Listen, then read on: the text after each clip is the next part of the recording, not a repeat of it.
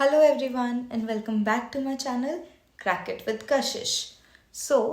आज हम देखेंगे कि किसी भी competitive एग्जाम में इस टाइप के क्वेश्चंस हम एक्यूरेटली और क्विकली कैसे सॉल्व कर सकते हैं.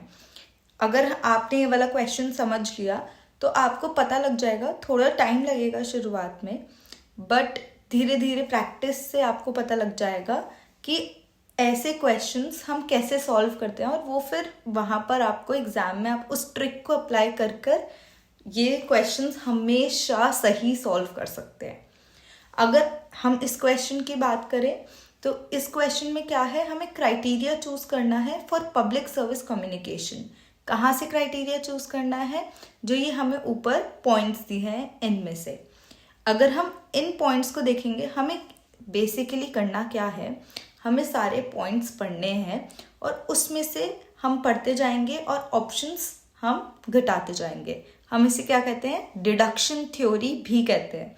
हम डिडक्टिव थ्योरी, डिडक्शन थ्योरी लगाएंगे और जल्दी जल्दी इन क्वेश्चंस को सॉल्व कर लेंगे. जितनी आप प्रैक्टिस करेंगे उतना आपके लिए बेटर होगा. तो आइए सबसे पहले हम ये वाले पॉइंटर्स देखते हैं. ये 5 पॉइंटर्स क्या हैं? तो सबसे पहला पॉइंटर है हमारा पर्सनल बायस.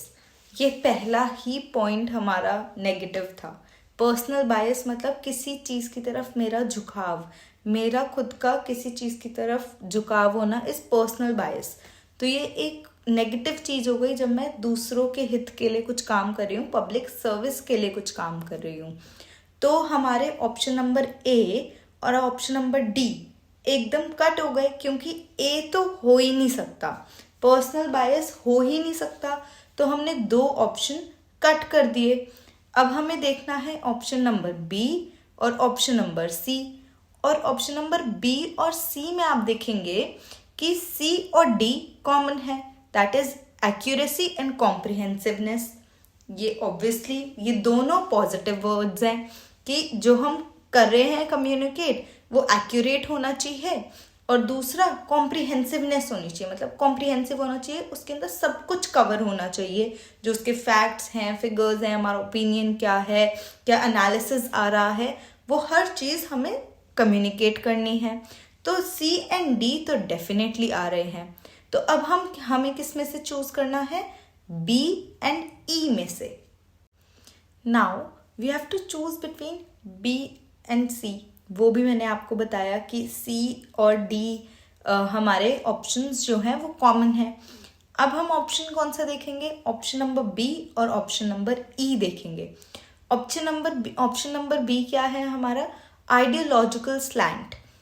मतलब तो नहीं पता हमें कि क्या होता है, चलो ठीक है उसे छोड़ते हैं. ई देखते हैं. E is separation of opinion and facts. ये तो डेफिनेटली होना चाहिए.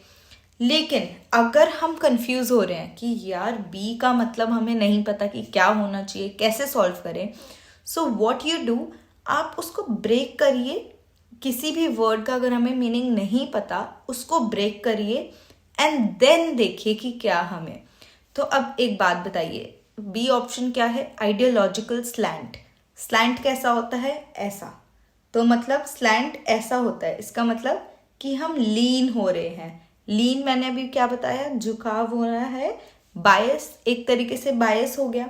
अब आइडियोलॉजिकल बायस है ये. तो बायस वर्ड जहां आ गया वो हमारा नेगेटिव हम काउंट करेंगे. तो अगर अब ए भी नेगेटिव, बी भी नेगेटिव, तो अब हमारा आंसर क्या हो गया? C D E, that is accuracy, comprehensiveness and separation of opinion and facts. I hope आपको समझ आया होगा कि इस टाइप के क्वेश्चंस हम कैसे सॉल्व करते हैं. आप प्लीज़ प्रैक्टिस करते रहिए इन क्वेश्चंस की, तो आप बेटर होते रहेंगे by day. And I am sure कि आपके एग्जाम में ये क्वेश्चंस गलत नहीं होंगे. Thank you very much. अच्छा लगा तो please do subscribe and share. Thank you.